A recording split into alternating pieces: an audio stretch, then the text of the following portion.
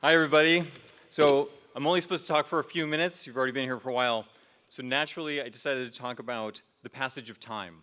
So it was 26 years ago when I was on this very lawn as a first-generation graduate waiting to receive my diploma.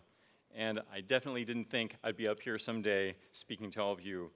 My mom was here too 26 years ago, and I was glad she was able to make it again today. Thanks, Mom. But the problem with 26 years is it's hard to think about. And I use a trick to help me think about life by converting years to days. And I encourage you to try this. Because each day, we can choose how to spend it. So it turns out that 26 years is almost 10,000 days. So most of you are around 22 years old. So on average, you're about 8,000 days old. You've invested a quarter of your lifespan getting to this point. That's awesome. Thank you. We need more engineers.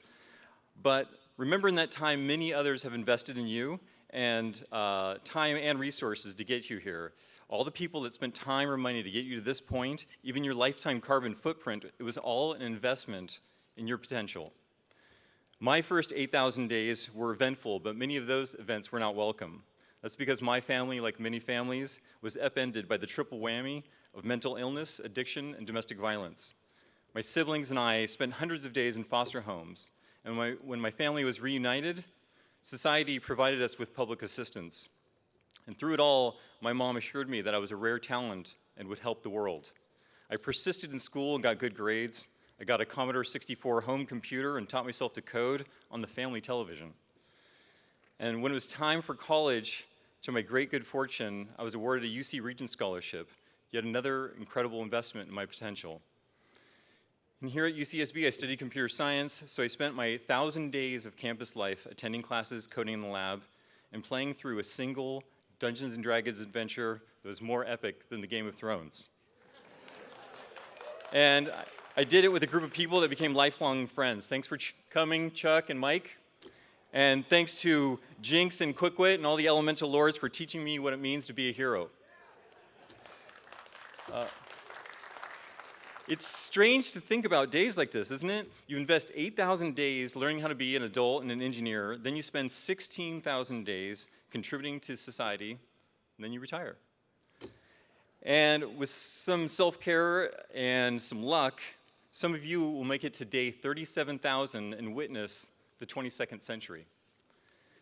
And what this 22nd century will look like for the projected 11 billion humans on the planet is largely up to inventors and engineers. Where you choose to work and how you choose to spend those 16,000 days will shape the future. So some quick advice: choose a job with a mission you believe in. While at work, observe and participate. Seek out good mentors and follow their advice. Be ready to solve problems that have nothing to do with your major.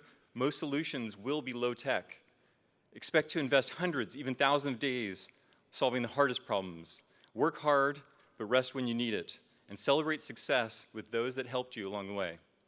As the days fly by, you will soon be called upon to invest some of your days to mentor others. I found it very rewarding to emulate my favorite mentors and reflect on my own experience. And you will be asked to invest in the next generation with money. When that time came for me, I wasn't a millionaire. I chose to be generous with my time and money. Society had invested in me, and now I understood how much it relies on this cycle of investment and innovation. It creates a healthy pipeline of engineers, which leads to continuous progress. So your next 16,000 days are your ultimate currency. How you choose to invest your days will become your own epic tale of how you helped humankind. Go Gauchos!